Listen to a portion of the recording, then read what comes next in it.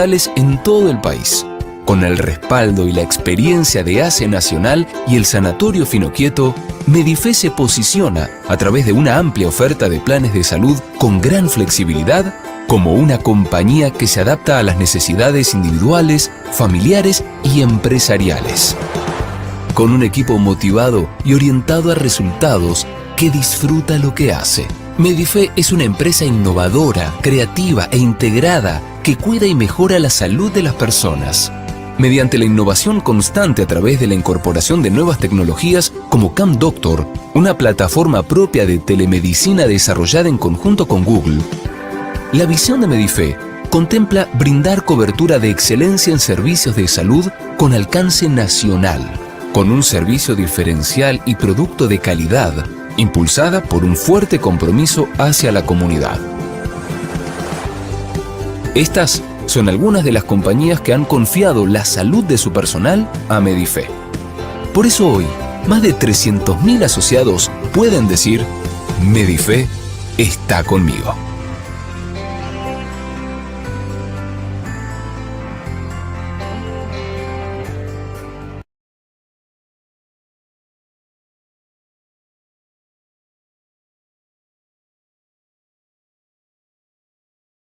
Fundada en 1994, Medife hoy se encuentra entre las principales empresas de medicina prepaga de la Argentina, con más de 60 sucursales en todo el país.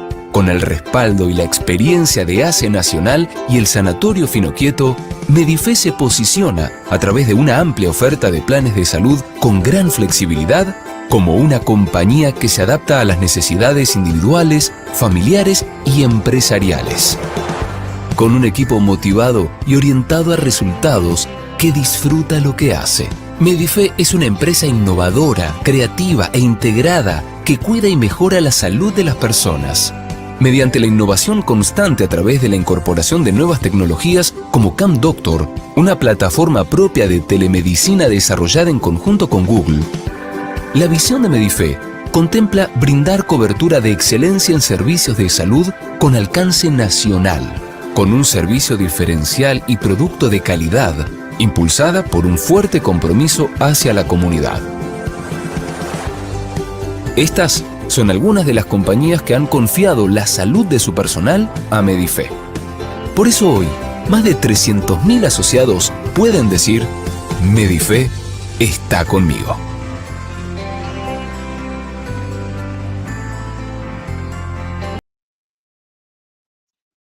Buenos días, ¿cómo les va? Feliz primavera para todos los que estemos de este lado y bueno, los que están del otro cambiarán estaciones. Todo es un ciclo, todo renace, todo cambia. Bienvenidos a este nuevo encuentro, la verdad que la estamos pasando bárbaro. Y la verdad, yo lo decía antes, ¿no? Qué mejor que arrancar la primavera con una flor de facilitación. Perdonen los chistes malos, pero bueno, está en mi naturaleza. Qué mejor que arrancar con la reina. Miren. Una flor de facilitación, una flor de buqué que me ha mandado el equipo del bench. Ay, gracias por esto, por favor. Empezar la mañana. Miren lo que es esto, con tremendísimo ramo de flores. Nada, amén. Gracias a bench por esto. Gracias a todos por estar acá. Una flor para otra flor. Somos viejos, Gaby. Y qué lindo ver que florezca la permanencia de los colegas en este vivo, porque tenemos nombres repetidos, gente que ha venido ya a las 2 primeras, alguien que no vino a la primera, a la segunda y me dijo: ay, pasame el link porque yo lo quiero ver. Bueno, tenemos gente que se ha fidelizado con este ciclo en vivo, con lo cual habla de que, bueno, estamos generando interés. Gracias a ustedes por invitarme nuevamente. Espectacular, sí, espectacular. Y como dice Andrea, feliz día del estudiante, porque todos somos unos estudiantes eternos. Sí, bueno, tendríamos que haber hecho este vivo en Buenos Aires desde el... En Palermo, claro, nos faltó. Bueno, por suerte estamos acá y bueno, vamos a celebrar la primavera hablando un poquito de facilitación. Y bueno, nuevamente gracias Gaby, gracias Lucho, gracias a todo el bench club y gracias a Ramiro, Jessica, Cintia, Ilian y Andrea, que ya están acá con nosotros.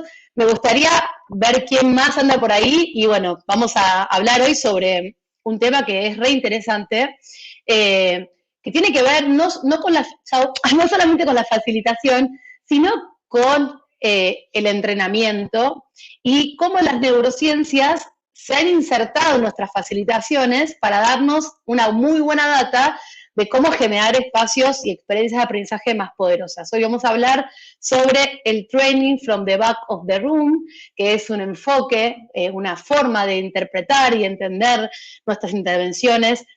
Básicamente ya nos ubica en algún lugar, ¿no? Dice entrenar desde atrás de la sala, ¿no? Desde un lugar no tan protagónico como estamos acostumbrados a ver a los típicos profesores, a los típicos entrenadores. Así que bueno, vamos a compartir un poquitito de lo que esta autora, Shannon Mona, nos regala con esta mirada, donde de alguna forma vamos a atar el aprendizaje, la neurociencia y la facilitación, porque cuando facilitamos a veces tenemos que dar contenidos. A veces queremos facilitar dentro del marco de un programa de liderazgo, queremos trabajar facilitando conversaciones, pero también queremos compartir un contenido, compartir y entrenar algunas habilidades. Así que muchas veces nuestras facilitaciones son un blend, ¿no? Tenemos espacios de conversación, pero también tenemos contenidos o espacios de aprendizaje que también queremos generar. Entonces, para este tipo de situaciones, lo que vamos a ver ahora es muy bueno, así que yo les recomiendo que se queden atentos, atentas a los próximos 40, 45 minutos, donde lo que voy a hacer es no hacer nada de lo que dice la autora, porque van a ver que una de las cosas que no hay que hacer es hablar, sino que los demás puedan hablar, pero bueno, estamos en una webinar y tengo la excusa perfecta, en este caso, para no hacerlo. Lo primero que quiero preguntarles es, a los que están acá sincrónicamente y los que no, vayan recordando, vayan haciendo memoria, en sus programas, en sus capacitaciones, ¿quién habla más? ¿Quién habla más? ¿No? ¿Quién ocupa más tiempo hablando en sus sesiones? ¿No? En particular en aquellas donde tenemos que compartir también contenido, ¿no? ¿Quién tiene, si pudiéramos cronometrar, ¿no? Yo creo que, siendo honestos, y si tenemos una fuerte dosis de honestidad, y ahí les voy pidiendo, voy viendo las caras y sé a quién les estoy hablando, quiero que me respondan esta pregunta, porque la mayoría de los facilitadores creemos que dedicamos poco tiempo a hablar en los talleres que hacemos, cuando en realidad las estadísticas demuestran lo contrario. Y si no, los invito a que grabemos cualquier sesión de aprendizaje que tengamos online y que contemos los minutos. Según las investigaciones, en particular las de Allen, que es el autor que a mí más me parece interesante, dice que la mayoría de los formadores dedicamos alrededor de 2/3 de un programa de formación a hablar para bajar conceptos, incluso cuando pensamos que no lo hacemos, ¿no? Entonces yo, durante mucho tiempo, en las últimas meses y incluso el último año, que tengo la posibilidad de revisar mis talleres, porque son grabados, porque los trabajo online, empecé a cronometrar el tiempo para ver qué me pasaba a mí, que tengo especial cuidado por este tema y que me siento interpelada por esta autocrítica. Yo les voy a pedir que en cualquier taller que presencien ustedes o que faciliten, traten de ver con un cronómetro y anotar el tiempo en el que el presentador está hablando o el formador está hablando y el tiempo en que hablan los demás participantes. Y vamos a ver si este promedio de 2/3 realmente es así. En mi caso, yo por lo menos lo trato de trabajar porque sé que para aumentar el aprendizaje hay que dar tiempo a las personas para que discutan, para que preguntan, para que se muevan, para que actúen, para que participen, para que le enseñen a otros lo que ya saben, para que aprendan unos de los otros. Y esto es tan simple como también complicado, ¿no? Porque tenemos que cambiar significativamente todos nuestros comportamientos, pero primero hay que poder cambiar la creencia que tenemos sobre cómo aprenden las personas, ¿no? Y ahí tenemos en general facilitador, instructor, orador, casi como un maestro, ¿no? El gurú, el speaker, el que sabe, el que porta el conocimiento, bueno. Eso y sobre esto vamos hoy a conversar. Así que si alguien más hizo autocrítica, por favor, levánteme la mano en el chat. Yo estoy muy atenta a esto, estoy muy en conciencia de esto, y así todo, les confieso que todavía me tengo que domar mucho porque me noto siempre como en exceso, ¿sí? Trabajando en todo tipo de dinámicas todavía me cuesta y todo el tiempo estoy tratando de mejorar y de trabajar sobre esto. Bueno, con esto les doy la bienvenida a este taller, mini taller, sobre Training from the Back of the Room. Yo tuve la suerte de formarme con uno de los discípulos de la autora el año pasado, una formación en inglés, compartí con otras culturas, con otras personas, esta formación, y el taller de facilitación que yo hago obviamente es mucho más largo sobre este tema, pero vamos a ver una pequeña cápsula para empezar a entender de qué se trata y si les interesa, empiecen a comprar los libros, empiecen a investigar, porque realmente para mí es de las mejores cosas que hay hoy para aprender sobre justamente cómo trabajar en entrenamientos siendo facilitadores con algunos conceptos que la neurociencia hoy nos regala. Bueno, quiero contarles primero algunas de las inspiraciones, por lo menos que yo he tenido durante mis propias experiencias como facilitador investigando, tratando de entender cómo aprende un adulto, de dónde viene ese aprendizaje. Y hay como 4 influencias que me gustaría nombrar, si hay algunas personas nerd en la sala quizás los conocen o quizás se interesan, anotan el nombre y puedan ir buscando. Y primero quiero nombrar a los clásicos, ¿no? Clásicos como Vygotsky, por ejemplo, que es un psicólogo ruso que trabajó el concepto de zona de desarrollo próximo, Freire, desde la pedagogía popular, donde de alguna forma lo que plantea es que tenemos que lograr que las personas sean las protagonistas de la construcción del conocimiento y que no venga desde afuera. Hace muy poquito falleció Mihaly, que no sé decir el apellido, Csikszentmihalyi, no sé si ahí lo puede decir, está anotado ahí, nunca lo sé decir, así que no lo voy a decir ahora, pero Mihaly con el concepto de flow también de alguna forma nos da una pista interesante, que es que no podemos poner a las personas a aprender algo que sea excesivamente complejo y que les genere impotencia y tampoco poner la vara tan baja porque eso les genera un poco de aburrimiento. Entonces hay que intentar meter lo que querramos enseñar en un canal donde la persona tenga la posibilidad de con esfuerzo de ir incorporando esa información y se sienta estimulada. Después tenemos todo lo que es la corriente del Learning by Doing de Kolb. Creo que ahí hay algo súper interesante en la transformación de esto de que aprender tiene que ver con hacer. Como segunda influencia, por lo menos para mí. La tercera es el concepto de andragogía y de aprendizaje transformacional de Mezirow. Creo que ahí hay algo también re interesante en empezar a entender que los adultos no aprenden como los niños. De hecho, ni siquiera se llama pedagogía, lo que el arte de enseñar al adulto, se nos llama andragogía. Y eso implica pensar que el adulto que está aprendiendo trae conocimientos previos que tenemos que resignificar, tenemos que poder actualizar, tenemos que poder de alguna forma reafirmar en nuestras formaciones. Y por último, como inspiración, la taxonomía de Bloom, que para mí es una forma muy interesante y muy concreta de poder entender la complejidad de los objetivos de una formación. La taxonomía nos ayuda a ordenar de acuerdo a el verbo que impulse el objetivo formativo para entender básicamente en qué nivel de complejidad estamos buscando ese aprendizaje.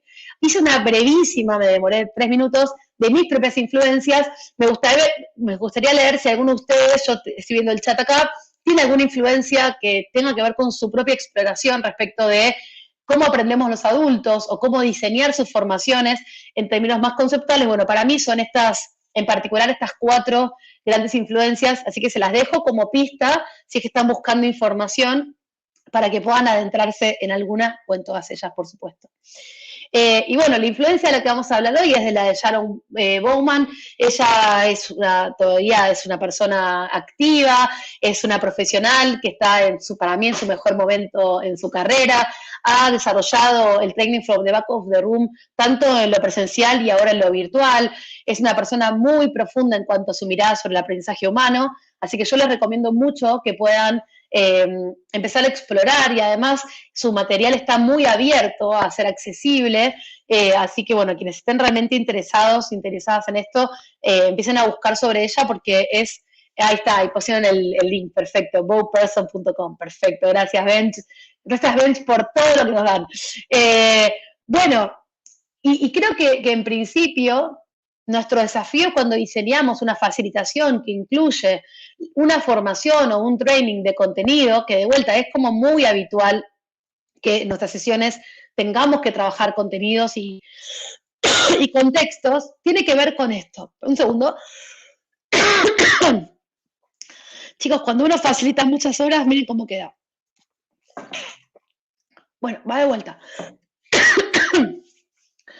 Nuestro desafío como diseñadores es generar experiencias de aprendizaje. Esperen un cachito. Va de vuelta. Tranquila, relajate. Pueden ir escribiendo quiénes son sus influencias. Yo no puedo hacer en este momento. Bueno, lo que buscamos es generar experiencias de aprendizaje. y hablar menos para que a vos no se nos desgaste tanto como se me está desgastando a mí. Entonces, cambiamos el delivery de contenidos por la generación de experiencias de aprendizaje. Y creo que ese es el gran desafío, que es cómo hago yo para que este contenido que quiero entregar termine siendo, para quien está recibiendo ese contenido, una experiencia diferente a la experiencia que tiene habitualmente cuando se le baja un contenido o cuando se le baja un texto. Y lo que ella describe como las grandes cuestiones que ayudan a aumentar el aprendizaje es que en nuestras capacitaciones, en nuestros espacios colectivos, tengamos espacio para 5 cosas claves. La primera es que las personas puedan discutir, que las personas puedan debatir sobre los contenidos, que las personas puedan empezar a experimentar un espíritu, por lo menos de apropiación conceptual o incluso de crítica conceptual. La segunda es dar tiempo a que las personas puedan preguntar, ¿no? Hay un trasfondo que tiene que ver con habilitar la pregunta, habilitar la posibilidad que las personas realmente puedan decir cuando un concepto no lo entienden o no les cierra o no funciona, que puedan hacer preguntas para intentar acercarse a ese conocimiento. Que las personas se muevan, ¿no? Muchos me han preguntado si yo trabajo parada, si ustedes ven, yo trabajo parada, pero tanto en lo virtual como en lo presencial, tenemos que pensar que el moverse es un amplificador del aprendizaje, que el moverse nos activa, que el moverse hace que la sangre circule más rápido, que circule mejor y que nos activemos. Entonces, empezamos a pensar en el movimiento como un factor también que potencia y aumenta el aprendizaje. Que las personas actúen, accionen, participen, clases de canto. Gracias, Dafne. Y que enseñen y aprendan unos de los otros. Y acá esto es interesante porque entonces muchas veces cuando nosotros diseñamos una experiencia de aprendizaje, estamos muy focalizados y preocupados sobre el contenido. ¿Qué le vamos a decir a las personas? ¿Cuáles son los contenidos que queremos compartir? ¿Cuál es el alcance de la complejidad de los contenidos? Y quizás pasemos muchas horas diseñando esa presentación o ese delivery que queremos hacer de los contenidos y no tanto de estas cuestiones, que es qué espacios tengo yo planificado en este espacio de aprendizaje para que las personas discutan, qué dinámica tengo preparada yo en algún momento de la sesión para que las personas puedan preguntar mucho más libremente y de forma más divergente, qué he diseñado yo como parte de mi dinámica para que las personas se puedan mover. ¿Tengo algún activador físico en la sesión que esté trabajando? ¿Dónde está esto? ¿Qué cosas tengo dentro de mi sesión que hace que las personas puedan actuar o puedan participar? ¿Y qué cosas y qué momento en la sesión voy a tener planificada para que las personas puedan enseñar y aprender ya no de mí, ya no del contenido, sino unas de las otras? ¿Hasta acá vamos bien? Entonces, todos estos son amplificadores del aprendizaje que por lo general, cuando estamos pensando en una capacitación, en un learning o incluso en una facilitación con contenido, a veces descuidamos. A veces no están estos espacios definidos para esto. Entonces, ella lo que plantea es que estos puntos son puntos muy importantes para poder pensar cuando estamos haciendo un diseño. Y desde ese lugar, el training from the back of the room rompe muchos de los antiguos paradigmas de la formación. Entre otros, y para mí el más interesante, que es que aprender es una actividad racional. Y no podemos pretender que la enseñanza o el aprendizaje sea solamente información, sino que tenemos que entender que todas esas ideas que estamos incorporando, esos pensamientos, pasan primero por el campo emocional, ¿no? Entonces, me gusta este concepto, no me gusta, estoy de acuerdo, no estoy de acuerdo, me da miedo, me hace sentir incómodo, quiero más, quiero menos. Todas estas cuestiones que tienen que ver con el campo emocional determinan la apertura de las personas a poder seguir incorporando el conocimiento. Les cuento una mala mía de hace un tiempito muy cortito atrás. Estaba con un equipo hablando sobre Design Thinking, hablé como 20 minutos. Después había que hacer unas actividades y qué sé yo.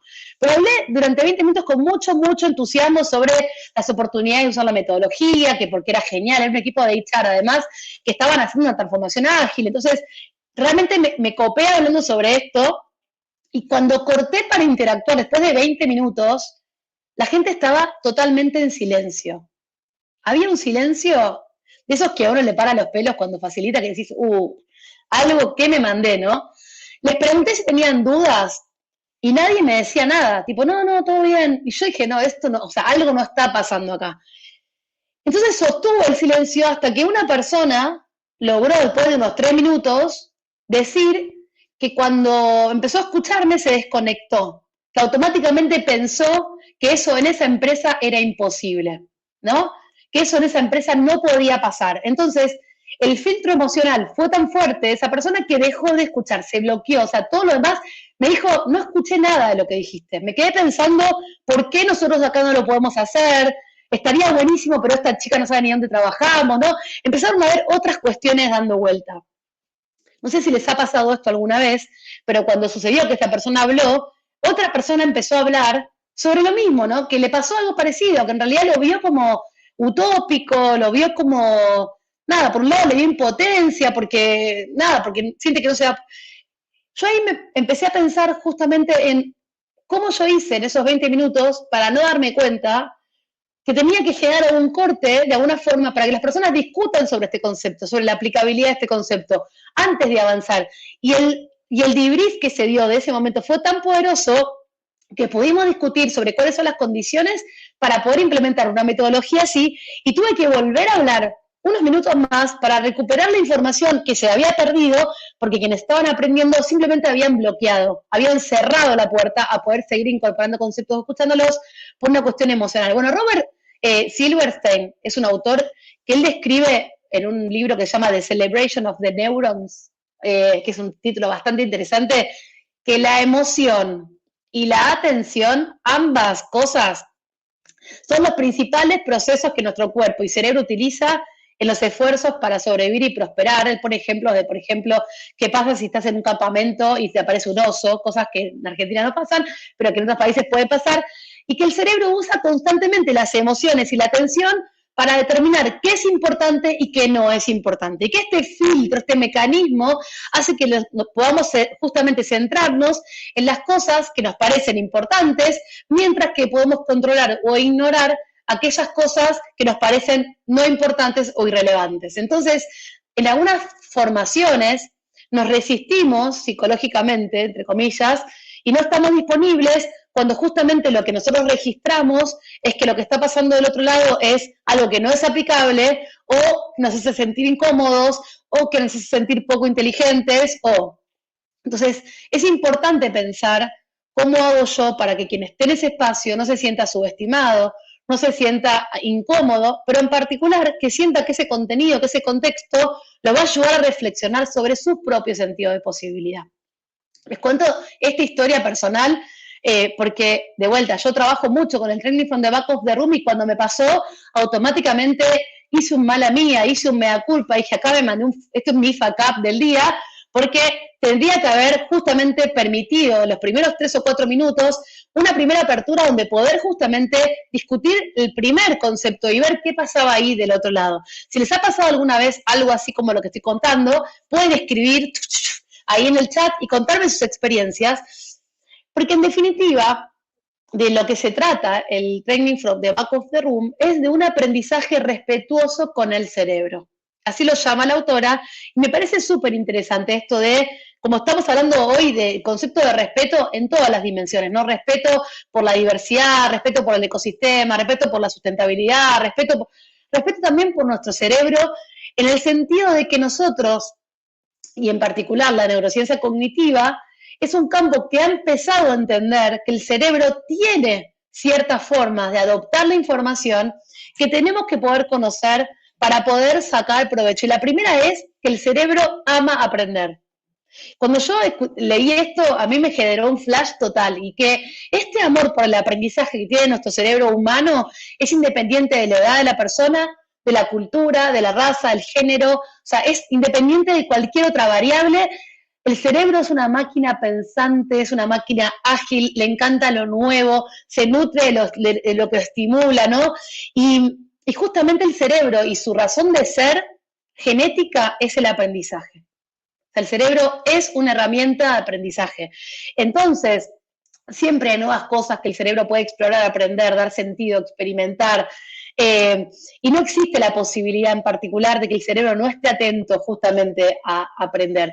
Wolf dice, el cerebro siempre está prestando atención a algo, ¿no? Y si no está prestando atención a esta conversación, está prestando atención a otra cosa. ¿Vieron cuando uno dice, no, la gente no me da bolilla? No, no te da bolilla a vos, pero está dándole bolilla a otra cosa. ¿Cómo generás al inicio para que se sientan que puedan participar?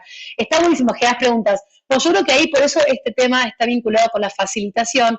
Yo creo que siempre en las sesiones, ya sea de facilitación o de aprendizaje o de learning, siempre tenemos que empezar con un check-in.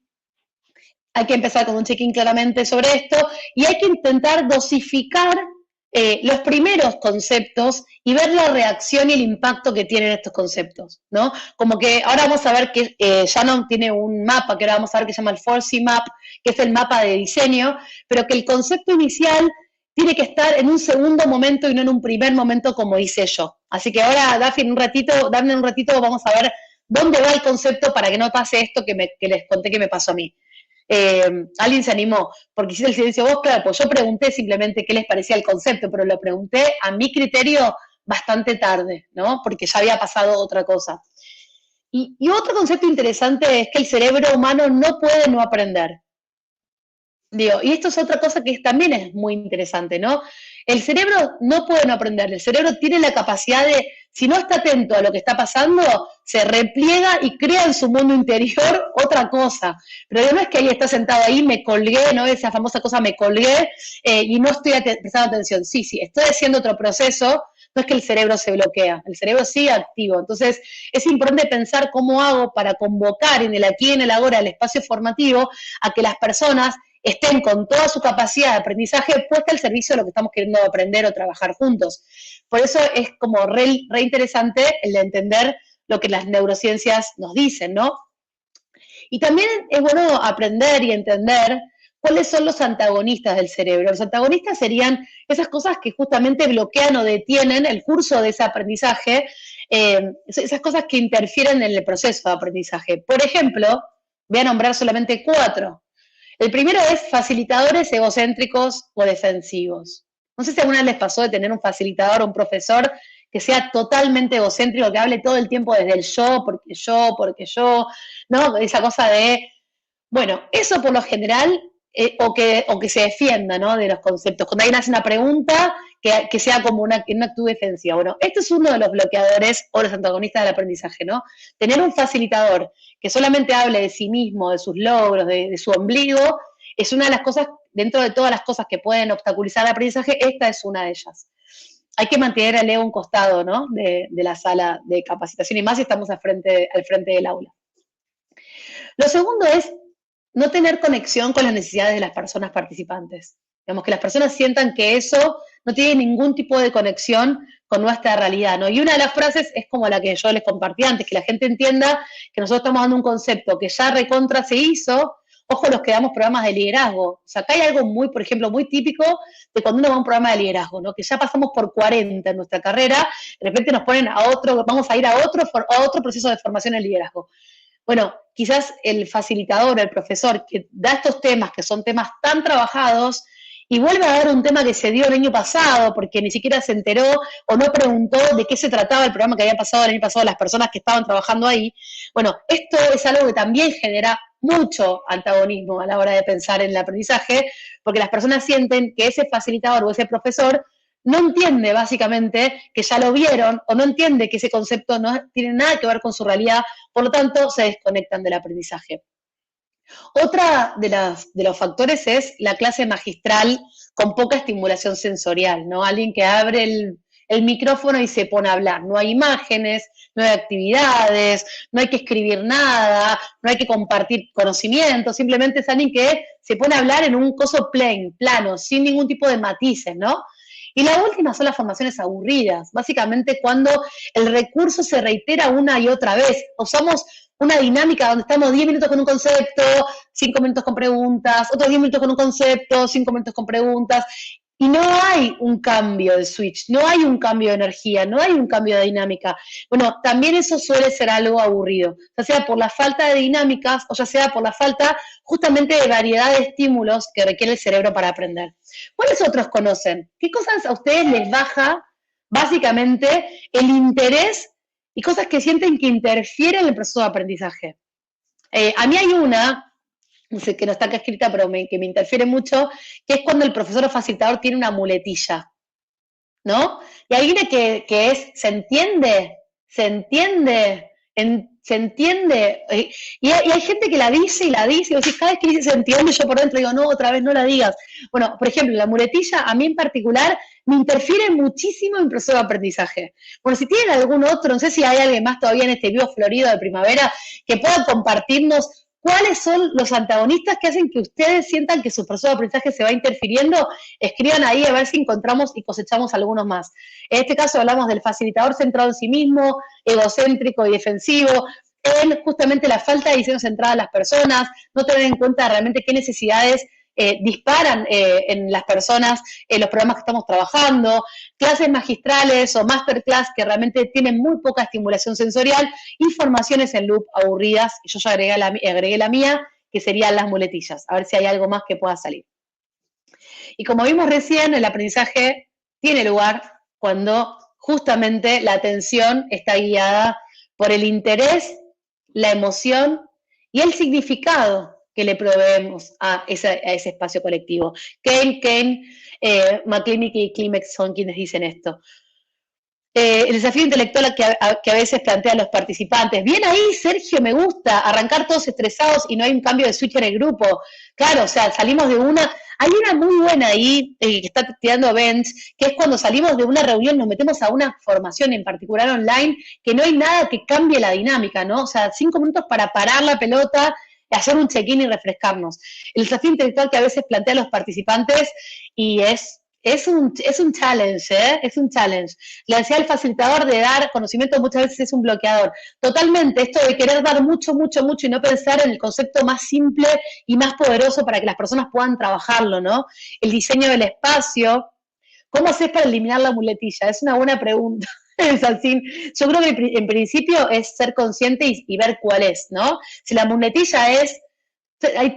me acuerdo ya de 2 clientes y facilitadores. Uno es se entiende, que a mí me bloquea mucho, mucho, mucho, porque quizás podría preguntarme si lo estoy explicando bien, ¿no? Porque cuando uno dice se entiende, entonces estoy poniéndolo del otro lado, ¿no? La pelota sale de mi cancha, en vez de decir me explico, quieren que amplíe un poco más, ¿no? Y después hay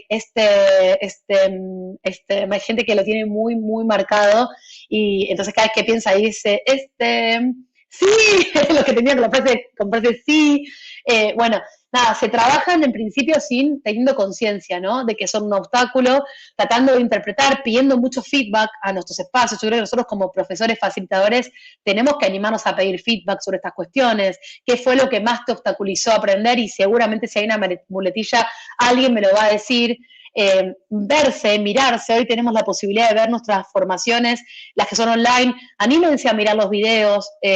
Yo, luego de cada sesión, no digo de todos los talleres que doy porque son muchos, pero digo de algunos talleres en los que yo me sentí que en algún punto derrapé, me gusta mucho mirar y darme mi propio feedback y poder observar detalles de esa facilitación para aprender también de esas experiencias.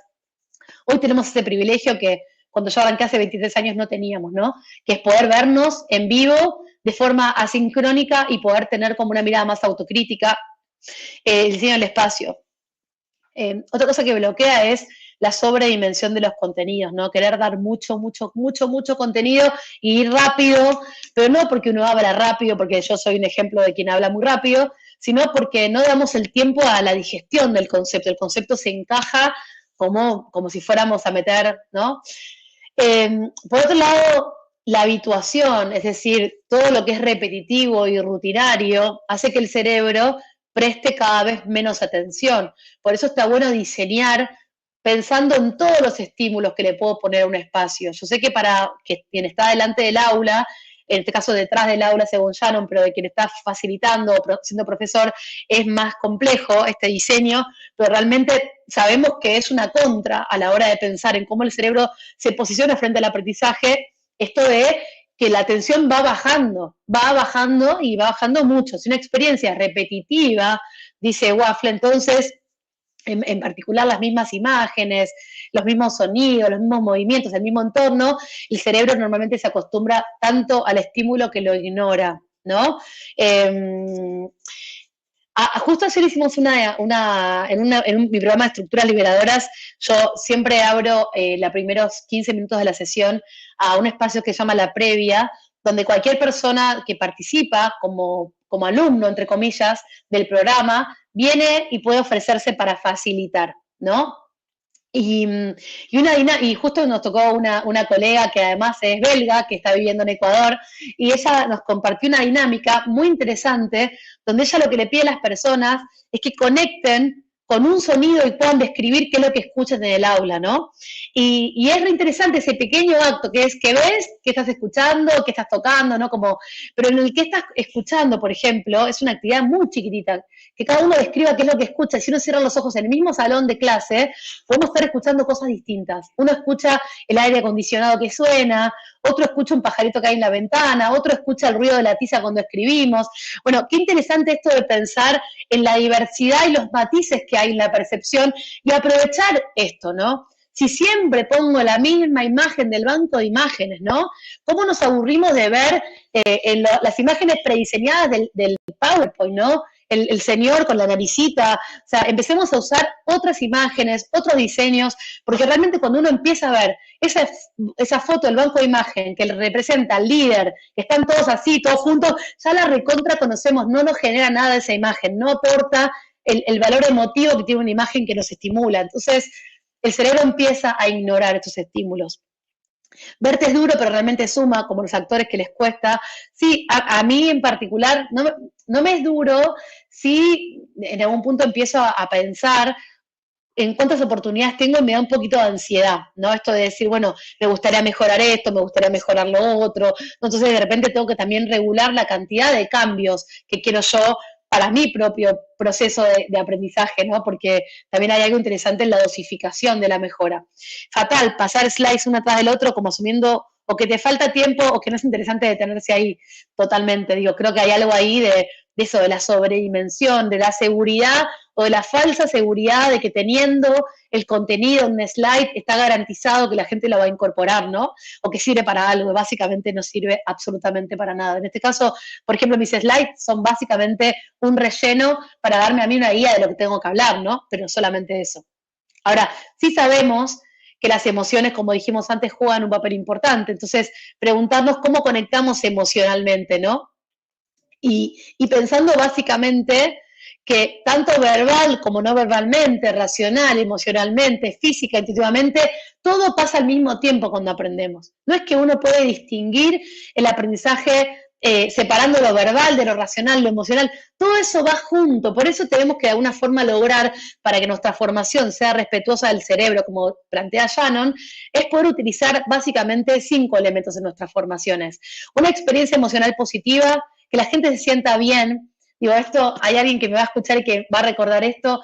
Yo trabajaba por una empresa, trabajo por una empresa, donde habían 2 programas en paralelo de liderazgo. Estaba el mío y estaba el de otra colega, ¿no?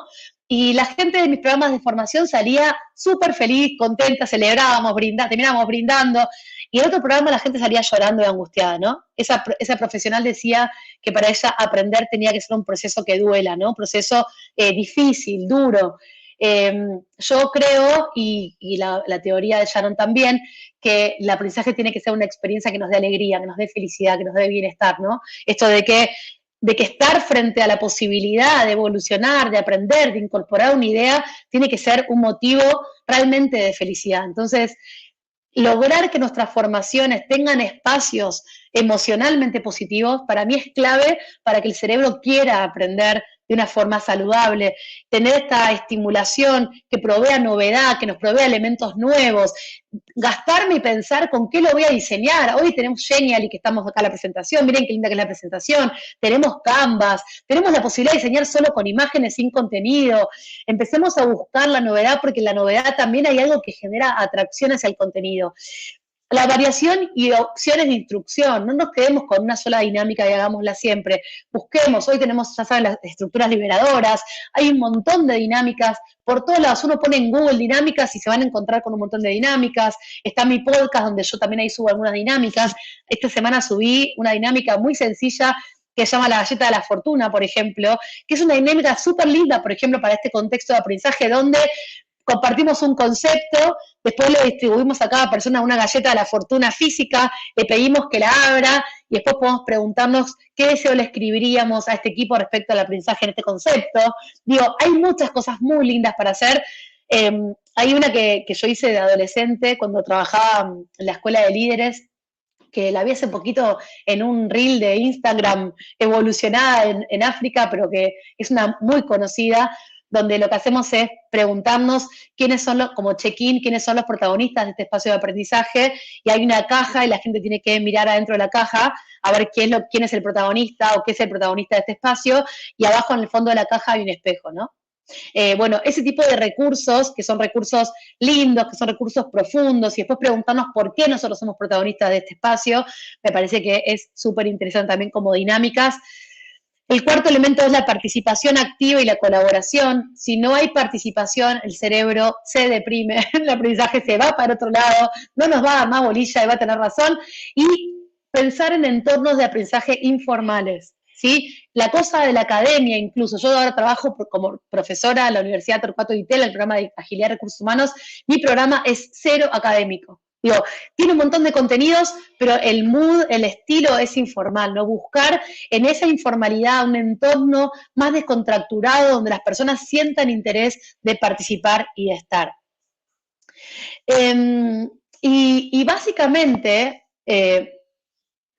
para no marearlos con muchos más conceptos, pero les quiero tirar como todos los conceptos que está bueno poder explorar si estamos preguntándonos cómo generar espacios de aprendizaje donde el cerebro se sienta más estimulado y más convocado a justamente aprender de una forma distinta.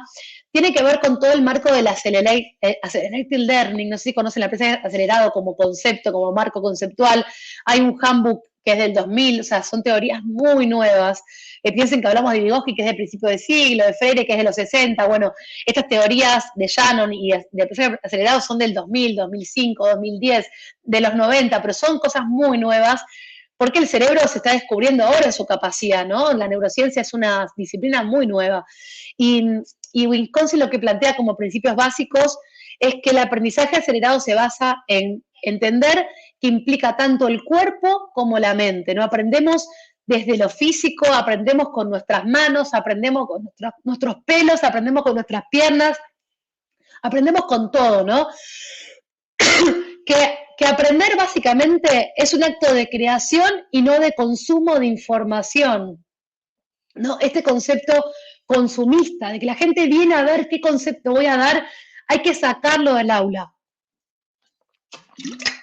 Porque el consumo de información es lo que nos ha llevado a la infoxicación en la que hoy vivimos, llenos de información que finalmente no logramos hacer nada con ella. ¿Cuántos libros en PDF tenemos guardados en nuestro disco rígido? Literal, en la computadora, que nunca vamos a leer. ¡Ay, me bajo este texto porque lo quiero leer! Tenemos 150, ¿no? 150. Entonces, no pensemos en esto como un consumo de información. La gente no tiene que venir a consumir información, tiene que venir a vivir una experiencia de aprendizaje, a crear el contexto por el cual va a poder apropiarse de esos contenidos que tiene que aprender, ya sea porque la empresa lo manda o ya sea porque quiere aprender, porque quiere nuevas herramientas, porque quiere nuevas capacidades. Tiene lugar en muchos niveles a la vez del cerebro, digo, no pasa en una sola localización, no es una actividad lineal que se van prendiendo luces, y se produce básicamente en un contexto de práctica activa, ¿no? Donde tenemos que darle tiempo al feedback, a la reflexión y no solamente a la escucha pasiva. Y básicamente lo que hacemos cuando pensamos en un espacio de aprendizaje colaborativo es evitar el aislamiento y la competencia que pueden surgir entre las personas cuando están aprendiendo, y en particular pensar que las imágenes positivas, que todo lo que yo voy poniendo como estímulo también mejora el aprendizaje. Mucha gente destaca que yo me pongo fondos de pantalla que tienen que ver con el tema que estamos trabajando, ¿no? No sé si lo han visto alguna vez, ahora tengo unas flores, pero por ejemplo en mis programas siempre le dedico un rato de tiempo a pensar qué música voy a poner, qué fondo de pantalla voy a usar. De hecho, creo playlists que después les regalo a los equipos con los que trabajo como parte de mi souvenir del espacio de aprendizaje para que cuando recuerden cierta melodía, recuerden cierta actividad. Digo, todo eso es parte del trabajo de diseño de una experiencia de aprendizaje. No pensemos que solamente va por el lado del contenido. Daphne dice, el lindo punto, sin ¿dónde queda la lectura? Porque vos sos una biblioteca, no es improvisación. Bueno, yo soy muy estudiosa. estudio mucho, pero no tengo en mi backlog de libros, muchos libros acumulándose, básicamente porque por un tema de sustentabilidad, ustedes saben que los archivos digitales también dejan una huella, así como dejan lo del papel y los aviones.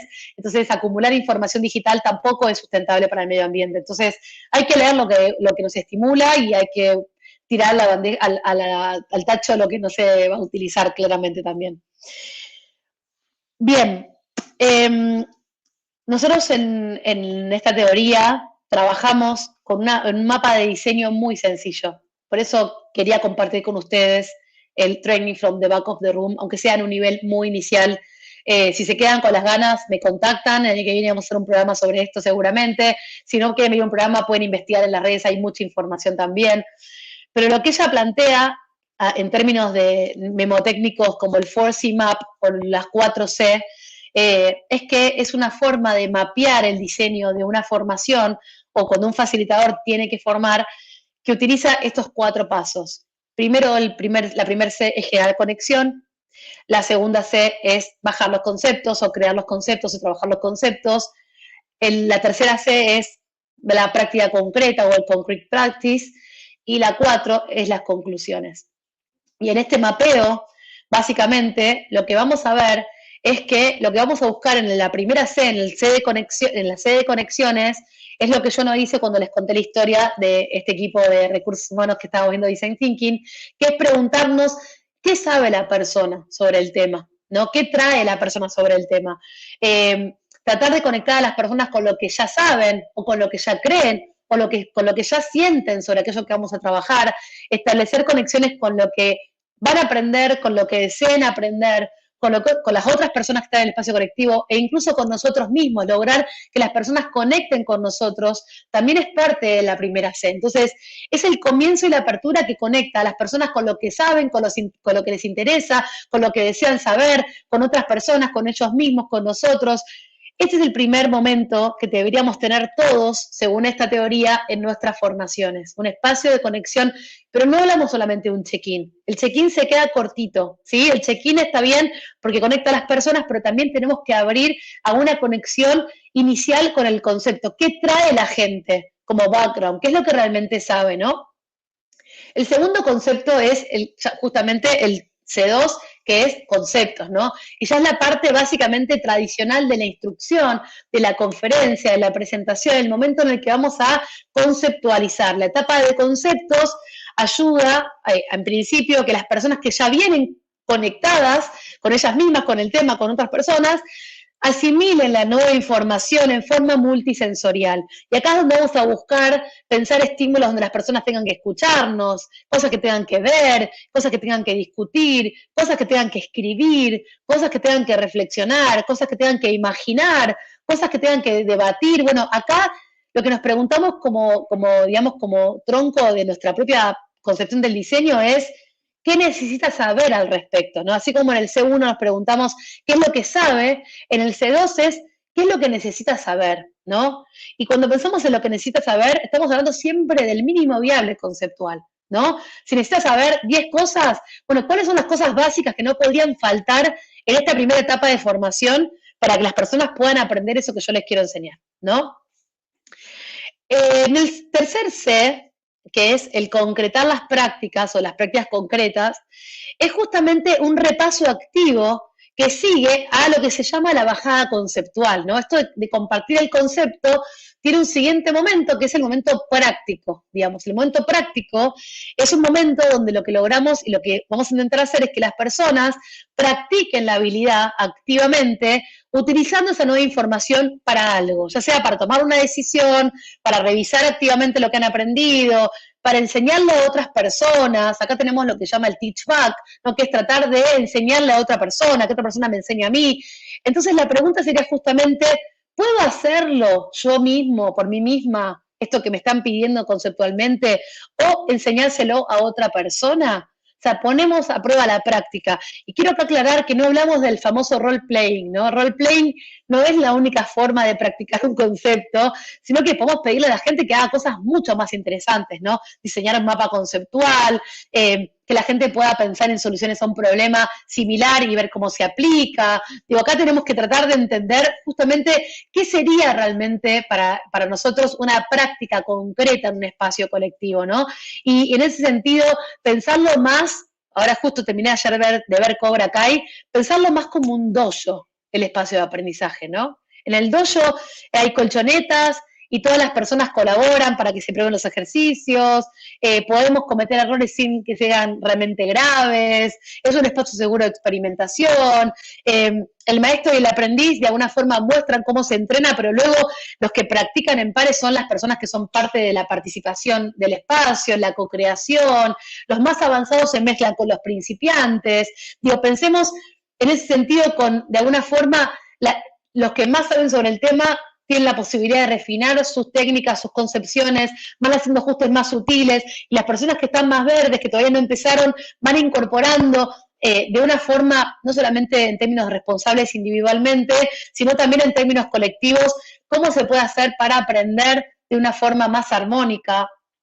Piensen que en un dojo conviven personas de diferentes niveles de conocimiento y pueden practicar todas juntas sin lastimarse, ¿no? Entonces, ¿cómo hacemos para que el espacio colectivo de práctica sea un espacio donde podamos trabajar con diferentes niveles incluso del conocimiento y de práctica sin que eso genere un problema, ¿no? Muchas veces cuando en el modo tradicional de hacer las cosas decíamos, no, bueno, pero tenemos gente con diferentes niveles, ¿cómo vamos a hacer para que aprendamos si lo que le voy a presentar a uno va a ser aburrido y para otro va a ser inaccesible? Bueno, regulamos el contenido al mínimo viable y pensamos un espacio de práctica tipo dojo para que todas las personas que están presentes tengan un rol importante en la práctica de esos conceptos. Y por último, las conclusiones, que sería cómo piensan utilizarlo, ¿no? Ya la transferencia a la famosa tarea, que todo el tiempo nos preguntamos cómo se transfiere esto a la tarea, bueno, viene acá y se trata justamente del cierre, en particular donde las personas pueden resumir lo que aprendieron, pueden evaluar lo que aprendieron, pueden establecer compromisos de cómo lo van a utilizar y también, y no olvidemos de esto, que es muy importante, celebrar el aprendizaje.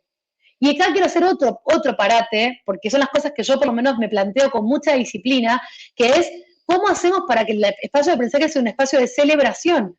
¿Cómo celebramos que las personas estén incorporando nuevas capacidades, estén evolucionando sus prácticas? Digo, tengamos en cuenta que el momento de las conclusiones no solamente para evaluar el impacto de la capacitación, sino además que tenemos que tener actividades donde podamos celebrar y honrar el tiempo de aprendizaje compartido. Y por último, y para no aburrirlos más, no sé si estamos muy aburridos, ¿cómo venimos? No sé, ¿venimos bien? Yo les voy a tirar la última capsulita, pero me gustaría antes de avanzar con el último spoiler, que me cuenten cómo venimos. ¿Vengo bien? Así me tomo un mate y me refresco un poquito. Bueno, quienes no están viendo, este es el día de la primavera, asincrónicamente, pero la primavera siempre florece la facilitación, en particular de la mano de la inteligencia colectiva. Bench Club me dice, bárbaro, gracias Bench, porque Bench está ahí, 10 puntos sí, me dice Ramiro, gracias Rami, denme ahí como feedback, a ver si voy con el plato fuerte, porque esta es la última cosa que les voy a decir, antes de irme a celebrar. Sí, muy bien, dice Cami, perfecto. Necesito cinco feedback para avanzar, vamos a ver si llegan. Tengo... Cintia Costa dice bien, Bench no vale como quinta, ¿eh? Cintia Costa dice bien, gracias Cintia, gracias por estar acá los 3 encuentros. Ramiro dice que sí, Camila dice que sí, muy bien. Me faltan 2, a ver si alguien se anima. Teclen. Bueno, vamos a ver. Andrea dice genial, perfecto, vamos, que va cayendo. Hay una especie de delay, pero vamos logrando. Muy bueno, dice Sergio. Gracias, Sergio. Ahí Sergio dio el puntapié para que cierre entonces la sesión del día de hoy. Gracias por estar acá. Es una especie de chiste, pero me gusta leerlos. De verdad que me siento muy sola en este momento, así que me viene muy bien leerlos. La teoría del Training from the Back of the Room se basa justamente en la concepción de las neurociencias, del cerebro como aprendiente, el cerebro como disfrutando del aprendizaje. Tenemos el Forcing Map como el mapa de diseño, un mapa simple de poder hacer y enseñar. Yo cuando hoy doy programas de trainers o de facilitadores, utilizo esta herramienta, realmente es muy, muy genial. Y hay algo que ella plantea, que está bueno memorizarlo nosotros como una especie de mantra. Vamos a ver si podemos dar el mantra. Si alguno resuena con alguna de ellas y le parece que es un mantra, también lo puede escribir, que son los 6 triunfos. ¿Sí? Ella lo llama los 6 triunfos, que la ciencia hace para que una formación tenga enganche, para que nuestras formaciones sean imantadas, vamos a ponerle, para que la gente quiera estar. Y el primer triunfo es moverse, triunfa a estar sentados. Repitan conmigo, moverse triunfa a estar sentados. Si queremos que el cerebro esté estimulado, con ganas de aprender, siempre tengamos en cuenta que moverse triunfa a estar sentados. Activemos el cuerpo, aunque sea pararse, estirarse, mirar, tocar el techo y bajar puede ser suficiente, pero que la gente se pare de la silla, tanto en lo virtual como en lo presencial, el moverse triunfa frente a estar sentado. ¿Sí? Si alguien resuena con esto, lo vamos poniendo como mantra. Para mí es un mantra. Yo por eso trabajo parada hace ya mucho tiempo también en lo virtual. Hablar triunfa sobre escuchar.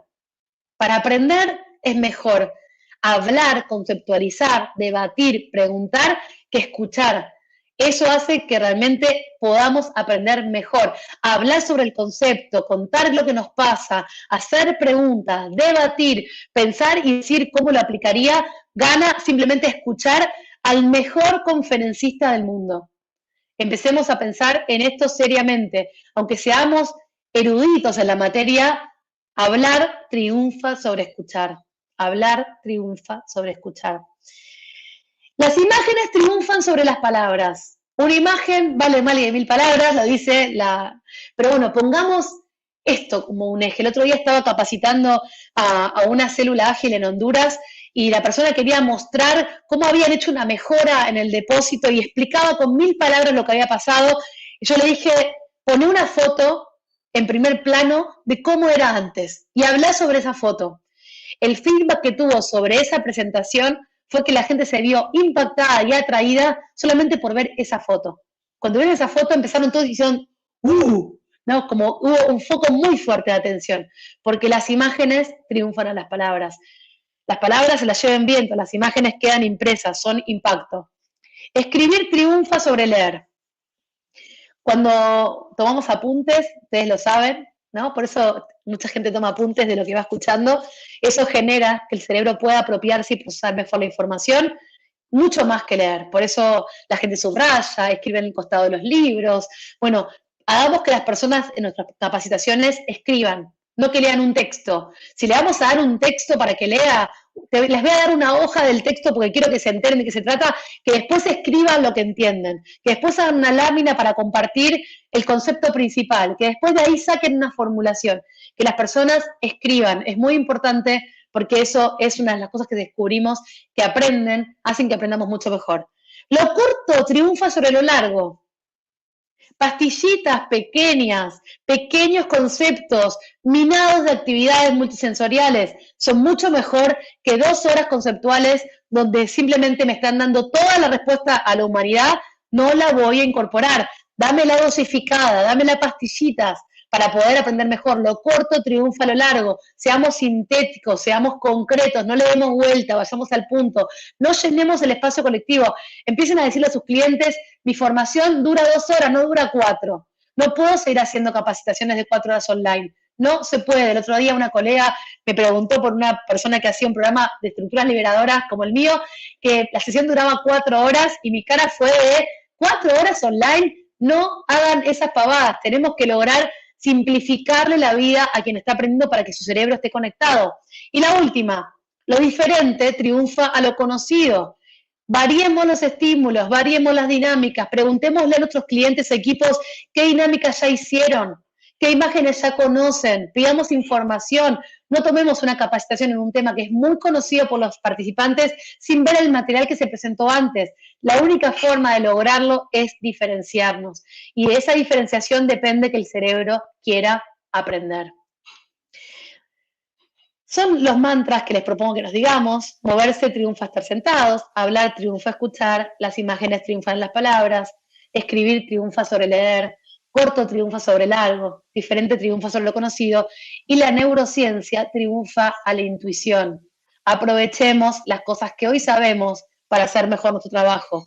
Los alumnos son adultos, cobran un sueldo, viven y laburan de esto, no subestimemos el espacio de aprendizaje, seamos serios porque realmente hoy el nivel de capacitaciones y de facilitaciones está en cuestionamiento.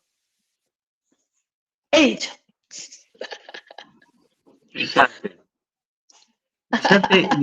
Y lo firmo, o sea, yo creo que hay que tomarse las cosas más en serio y nada, la verdad que la clase de hoy me pareció espectacular, Cintia. Ah, la Gracias, verdad. gracias. Una Te flor, dejé, una flor de clase.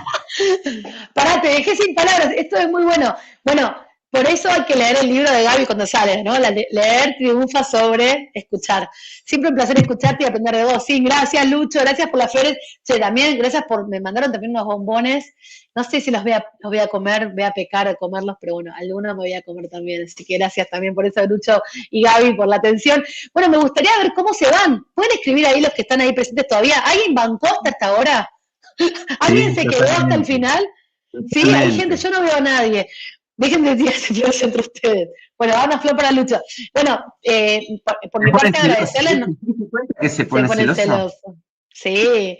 Bueno, les voy contando mientras que me cuentan cómo se van, hacemos un pequeño checkout, cómo se van, cuál es quizás la idea que más les quedó dando vuelta en la cabeza o la que se van a quedar pensando.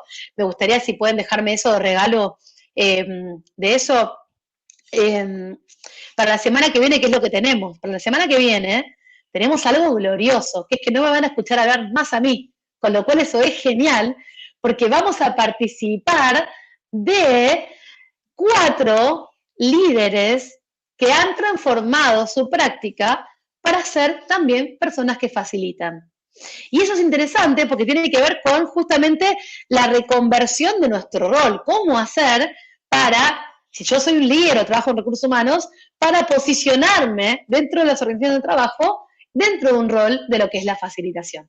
Así que no se la pierdan, de verdad que yo voy a estar en mi rol más de entrevistadora, ahí Gaby, si te querés sumar también, podemos sumarte también, pero quiero conocer historias de cómo fue esa transformación, ¿no? Cómo lograron dar ese paso que quizás muchos de ustedes quieren para dar realmente el paso y poder concretarlo. Ahí veo el feedback. Gracias Jessy, gracias Sin, gracias Camila, gracias Daniela. Bueno, bien, va llegando el feedback. Gracias a todos y todas por estar acá. Feliz primavera y feliz vida para todos. Fuera de broma, Sin, lo del mantra me parece que resume muy bien, ¿no? Las 6 cuestiones que hay que tener en cuenta para desarrollar una facilitación. O sea, creo que esa es una imagen muy fuerte que te guía después el camino, ¿no? La verdad que me gustó mucho. Gracias. Bueno, Ya están como post-it, perfecto. Buenísimo. Bueno, gracias por todo, gracias por la invitación, gracias por este ciclo. Me encanta ver que la gente sigue viniendo y que hay mucha gente que ha continuado todo el ciclo. Recuerden que lo pueden ver también asincrónico, así que pidan el link y bueno, nos vemos. bueno, sí, nos vemos la clase que viene, el encuentro que viene, próximo miércoles, y ya vamos cerrando ya el último encuentro. Así que será hasta la próxima. Gracias a todos, Muchas mil gracias. gracias. Un placer Nos enorme. vemos. Gracias. Chao.